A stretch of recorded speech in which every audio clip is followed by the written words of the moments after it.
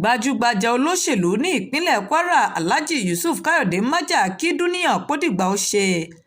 Ìlúmọ̀ọ́ká olóṣèlú ní ìpínlẹ̀ Kwara Yusuf Káyọ̀dé Májà ní ìròyìn ti fi léde wípé ó dolóògbé.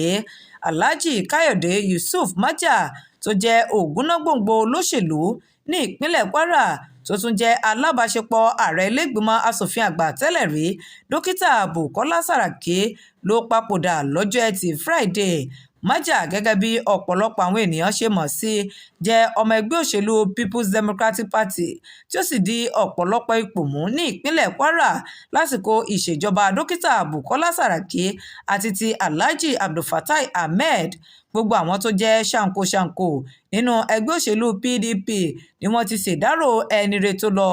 Wọ́n ti sin òkú olóògbé Májà nílànà mùsùlùmí láàárọ̀ ọjọ́ àbámẹ́ta sátidé. Gbogbo àwọn tó jẹ́ lókọlókì àti àwọn ọ̀tọ̀kùlúùlú ni wọ́n péjú pésẹ̀ síbi ètò ìsìnkú náà. Kí Ọlọ́run kó tẹ́ sáfẹ́fẹ́ rẹ̀. Abíọ́lá Àjàní ló ń jábọ̀ ìròyìn fún Atótó Arére Online TV. Ẹ ṣeun tẹ́ ẹ ti ń dá